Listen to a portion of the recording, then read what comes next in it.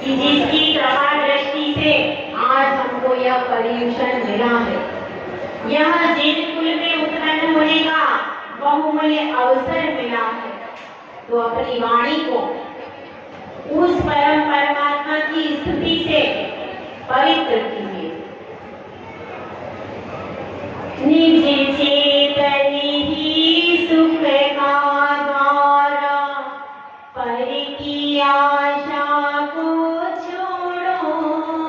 निज चेतन ही सुख का द्वारा, पर की आशा को छोड़ो।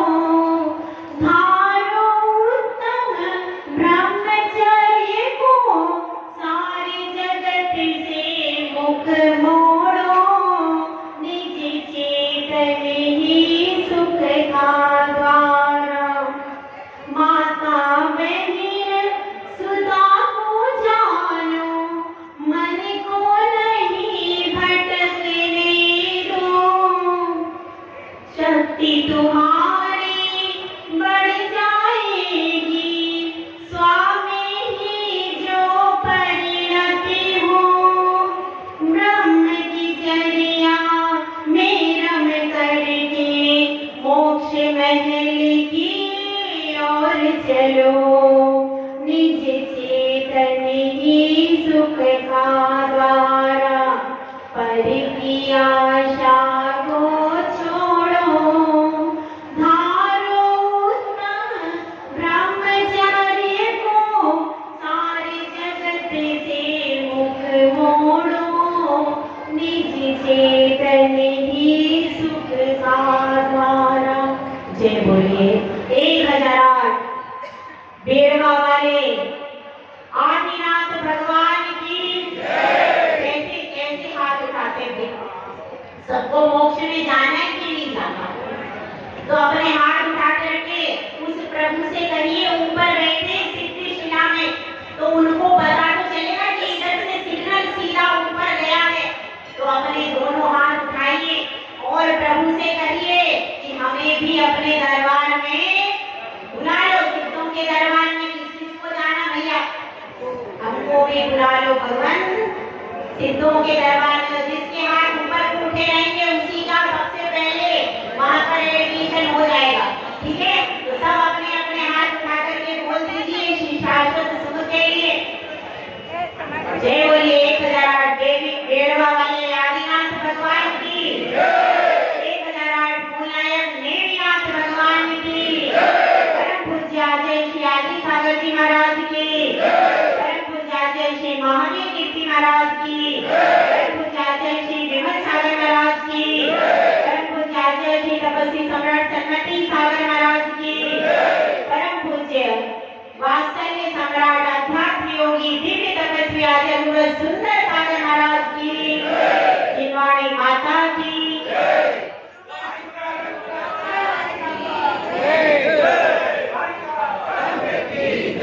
प्रेमी भव्यात्माओं, बहुत अच्छा है कि हमारा यह 10 लक्षण पर्व बहुत शांति से, आनंद से, धर्म पूर्वक संपन्न हो रहा है। अभी हुआ नहीं, अभी एक दिन लास्ट का बाकी है। सबसे इम्पोर्टेंट पेपर आपका बचा है भाई, सबसे इम्पोर्टेंट पेपर आज का है। ठीक है, अब आज के पेपर में जो पास हो जाता है वह पूरे 10 धर्म का क्या प्राप्त कर लेता है, इसको आप जानते हो। ठीक है, तो देखिए थोड़ा सा बात करें अपन, सार क्या होता है। धरती में सारभूत रत्न है, या फिर धरती में सारभूत है स्वर्ण पाषाण, क्योंकि धरती से ही स्वर्ण पाषाण निकलता है। सागर में सारभूत है उसके मोती, दीपक में सारभूत है उसकी ज्योति। ना आप लोग भी जानते हो सकते। दूध में सारभूत है घी, आकाश में सारभूत है सूर्य, रजनी में सारभूत है चंद्रमा, स्त्री में सारभूत है शील, पुरुष में सारभूत है शोर, विद्यार्थी में सारभूत है परिश्रम, परमात्मा में सारभूत है वीतरागता, और माता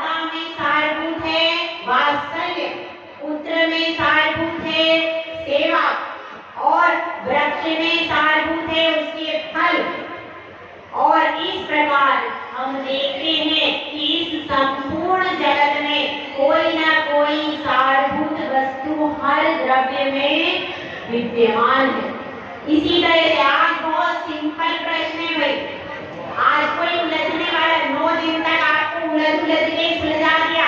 अब बिल्कुल सिंपल प्रश्न है, ये बताइए 10 धर्म है, उन 10 धर्मों का रहस्य इसमें छिपा हुआ है।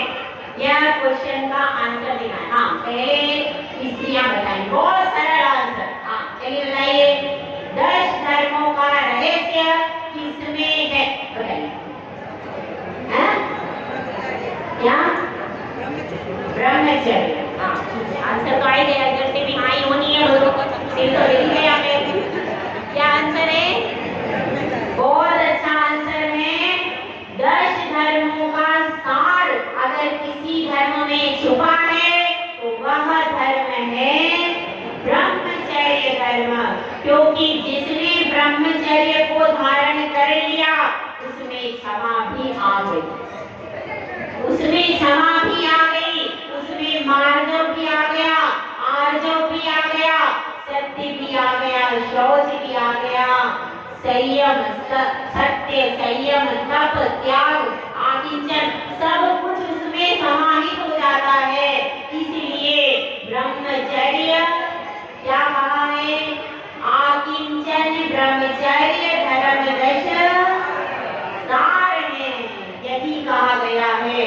तो हम आज सार को समझने के लिए आए हैं, उस रस को समझने के लिए आए हैं कि वह रस यदि जीवन में आ जाए तो बहुत सारी परेशानियों से हमारी निवृत्ति हो जाती है।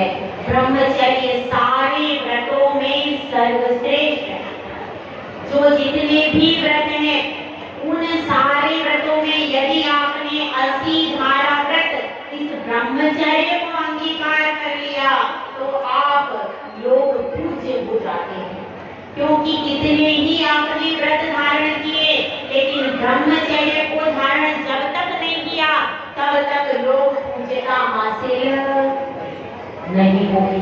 18,000 शील के वेद, 84 लाख उत्तर गुण जो कि कहाँ पूर्ण होते हैं? सिद्ध भगवंत में पूर्ण होते। इतना सूक्ष्म है इसका ब्रह्मचर्य का महत्व, इसका अर्थ।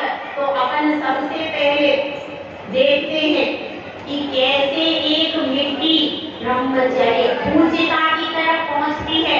हमने देखा था वह मिट्टी जिसमें क्या था, जिसने क्षमा धर्म अपनाया था, क्रोध के लाल कंकर हटाए थे, मान के काले कंकर हटाए थे और मायाचारी के छिपे हुए निकाले थे। उसके बाद लोभ के पीले कंकर हटाए और फिर सत्य हो गई और संयमित हो गई, रौंद दिया गया। उसके बाद चाक पर चढ़ा दिया गया, घड़ा बन गई, धूप में तप गई और फिर उसने पानी के अंशों का भी त्याग किया, कुम्हार के घर का भी त्याग किया और अब वह घड़ा कह रहा है कि मेरा कुछ भी इस संसार में मेरा कुछ भी नहीं है। और आज वो दिन आ गया जब सेठ ने चौका लगाया है और वह घर के द्वार पर खड़ा हो रहा है। मुनि महाराज आ रहे हैं, मुनि महाराज आ रहे हैं उनका प्रणाम करने के लिए। वह सेठ सिर पर उसी घड़े को लेकर खड़ा है। तभी नीचे से एक मिट्टी जो कि धूली थी, वह धूली कहती है कि तुम भी मेरे अंश हो, मैं कहाँ और तुम कहाँ? मैं तो सबके पैरों में रोती जा रही हूँ और तुम तो शीश पर विराजित हो, पूज्य हो। तो वह घड़ा कहता है कि मेरी कहानी बहुत लंबी है, मैंने बहुत सारा सहा है और संयम से रहा हूँ, तपस्या की है, त्याग किया है और सब उस घर में रहता हुआ भी बजता हूँ, अकिंचन हूँ, मेरे अंदर कुछ भी कोई नहीं। इस तरह से जब वह कहता है तो मिट्टी देखती है कि मैं भी पूजित कब होंगी, जब सारे प्रोसीजर से गुजर जाऊंगी। तो वह सिर पर विराज गई। कौन? मिट्टी। कैसे? वह इससे तप त्याग से आकिंचन से और फिर उसने सोच लिया कि मेरा मुझ में ही तो है। खड़े ने क्या समझा कि मेरी वास्तविकता मुझ में ही है, बाहर मेरा कुछ भी नहीं। तो यह सब किसको समझना? हमको समझना। ये पर्यूषण दूसरे के दिखाने के लिए नहीं आए, ढोल बाजे बजाने के लिए नहीं आए। यह तो अपनी आत्मा में धर्मों को अवतरित करने के लिए यह उत्तम ब्रह्मचर्य का दिन आया है, अनंत चतुर्दशी का दिन आया है। तो इस दिन को आप चाहें तो अपने मन में वैराग्य को उपजा सकते हैं। यह आज का मेरा वैराग्य दिवस है, मुझे इस दिन ही वैराग्य हुआ, अनंत चतुर्दशी। और आप भी यदि चाहें तो अपने मन में वैराग्य को उपजा सकते हैं। तो ऐसी बहुत सारी बातें इस ब्रह्मचर्य में होती हैं, इस धर्म में, कि इसके प्रवचन को सुन करके लोग संसार से विरक्त हो जाते हैं, शिव रमणी को करने के लिए चल देते हैं। तो आइए देखें इसकी परिभाषा क्या है। इसकी परिभाषा क्या है, इसका थोड़ा सा विचार करते हैं। ब्रह्मचर्य, ब्रह्म मतलब आत्मा और चर्य मतलब चर्या करना। जो अपनी आत्मा में ही चर्या करता है, अपनी आत्मा में ही आचरण करता है, वह है ब्रह्मचर्य। और ये कौन सा है? निश्चय। मैंने आपको बताया था हर धर्म की दो प्रकार से परिभाषाएं आई हैं। तो यह कौन सी परिभाषा है? यह निश्चय ब्रह्मचर्य धर्म की परिभाषा है। कौन सी? आत्मा में ही चर्या करना। लेकिन अभी हमारी ऐसी स्थिति नहीं है कि हम आत्मा में ही चर्या करें, क्योंकि हमारे पास हमारा परिकर है, परिवार है, समाज है जिसमें हम रहते हैं। तो फिर क्या करें? हमारे पास क्या है? माता है, बहन है, पत्नी है, सारे संबंध है। तो उन संबंधों में जब मन विकारी हो जाता है तो कैसे पालन करें? तो उसके लिए आया है व्यवहार ब्रह्मचर्य। व्यवहार ब्रह्मचर्य मतलब, व्यवहार ब्रह्मचर्य का मतलब है कि जितनी भी स्त्रियां हैं उनमें कैटेगरी डिवाइड करो। कैसी?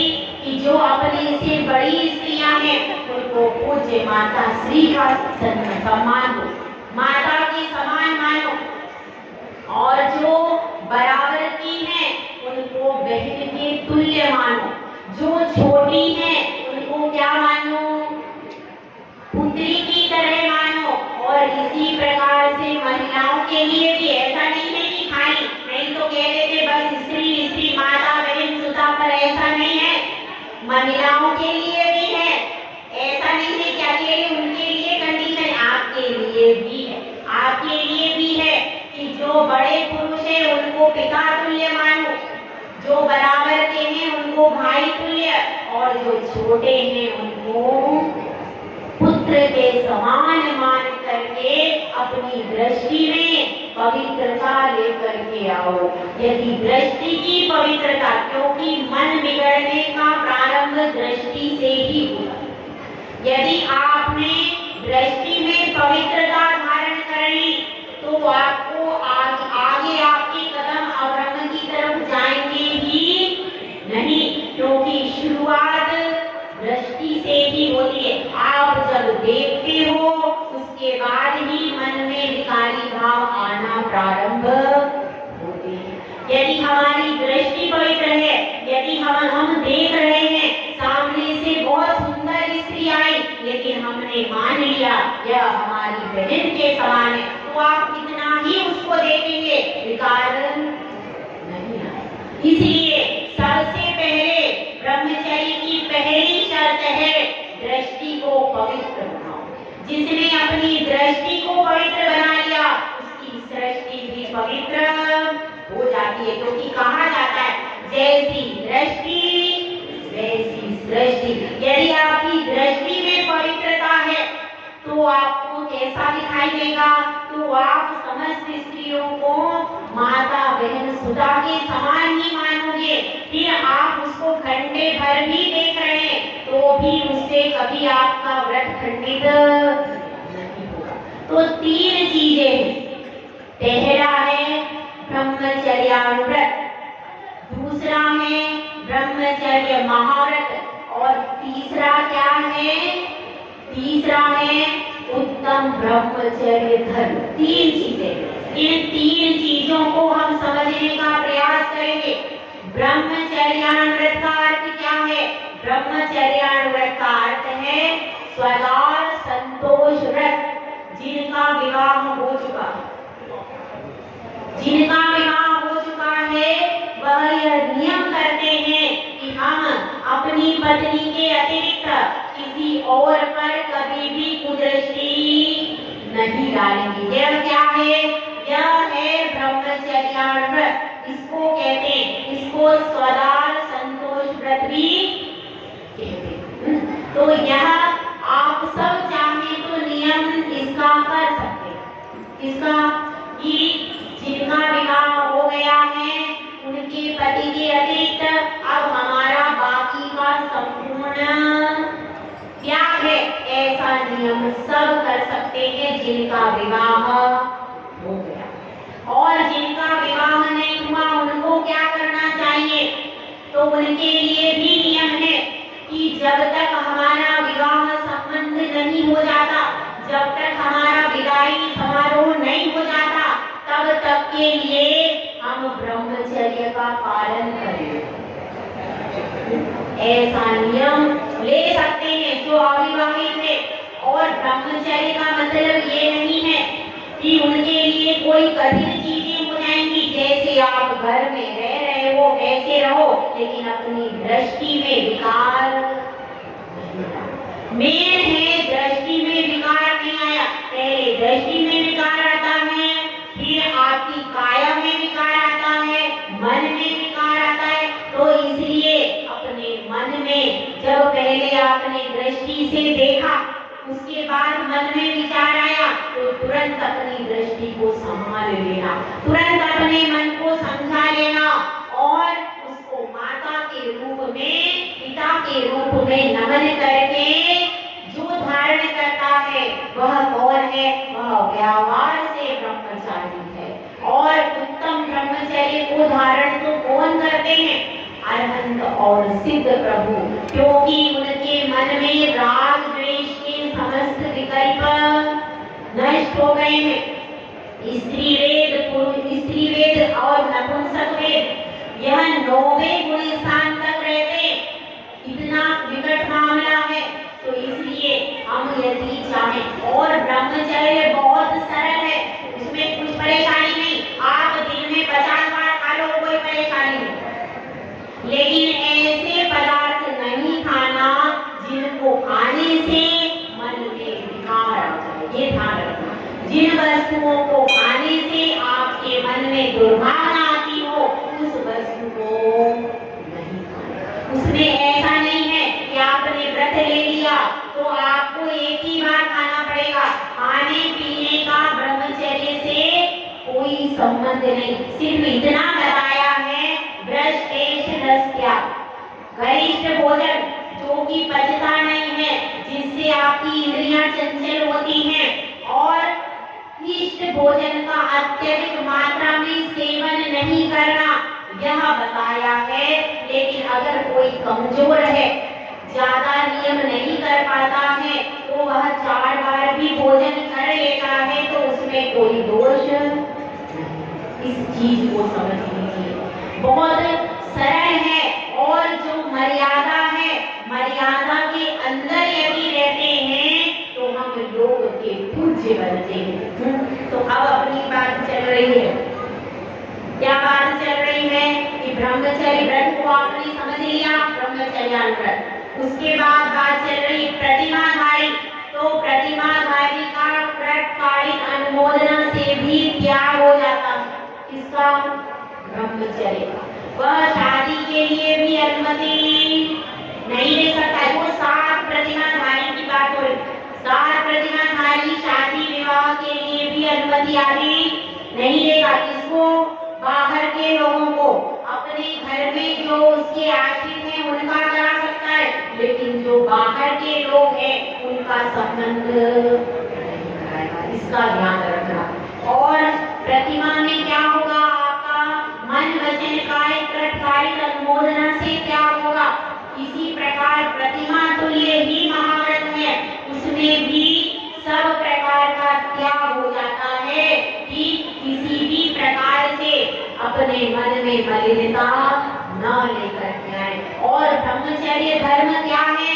वह बाहर से लिया नहीं जाता, वह हमारी आत्मा का स्वभाव है। वह ब्रह्मचर्य धर्म अनंत भगवान में प्रकट है, सिद्ध भगवान में प्रकट है, वह हमारा स्वभाव है। लेकिन हमको अभी प्रकट करना है, क्योंकि अनादिकाल से विकारों के संस्कार पड़े हैं, तो इसलिए उसको अलग से प्रकट करना पड़ता है। और देखिए, जो एक दिन का ब्रह्मचर्य धारण करता है वह 9 लाख जीवों की हिंसा से बचता है। 1 लाख, एक दिन के अब्रह्म में 9 लाख जीवों की हिंसा होती। और यही बात है, इसको सुनकर के मैंने सन 1996 में ब्रह्मचर्य व्रत किया।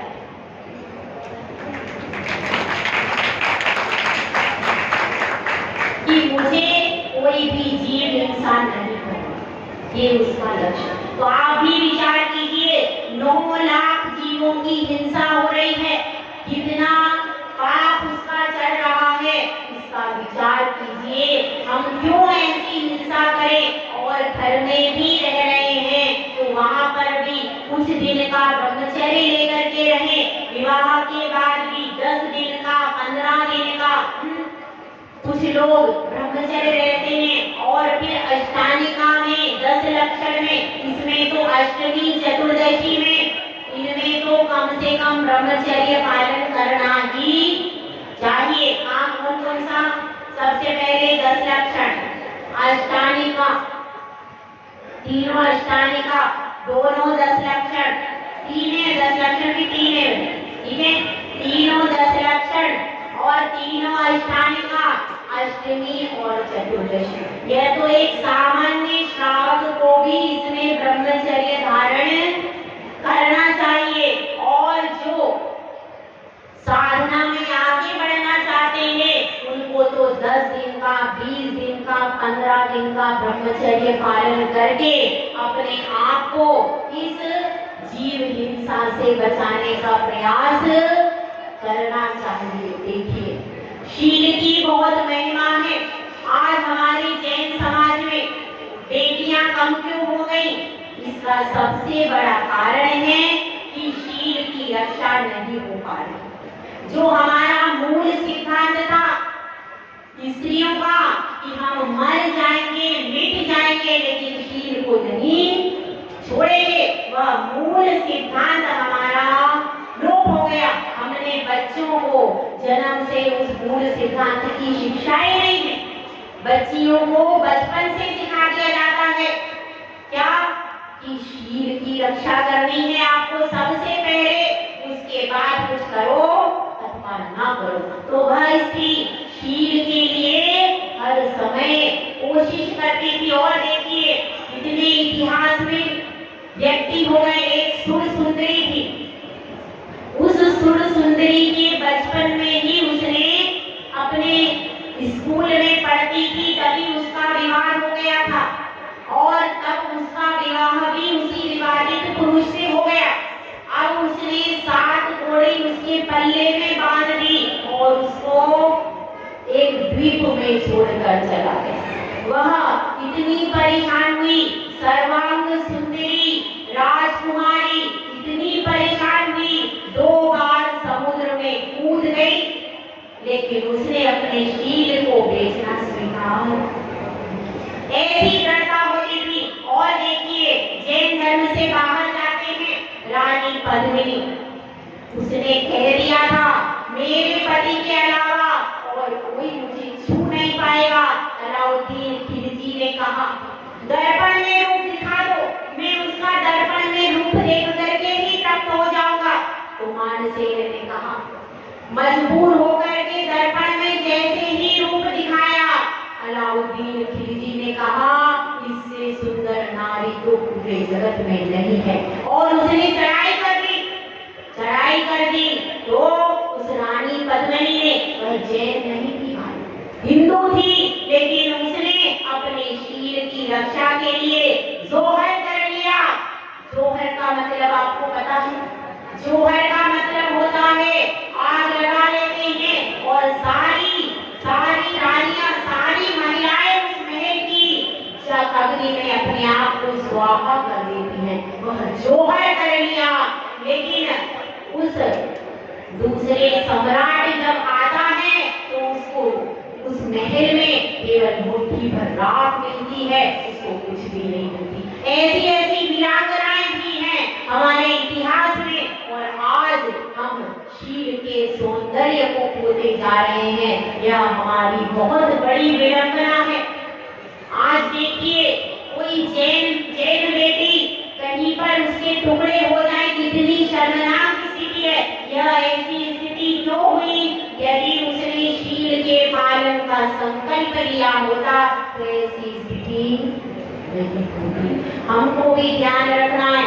बचपन से जैसे ही बच्ची 8 साल की हो जाए, उसको तुरंत शील का नियम दिलाओ, उसको बताओ कि हमारा गौरव क्या है, हमारे इतिहास के बारे में वो कुछ नहीं जानती, वो नहीं जानती।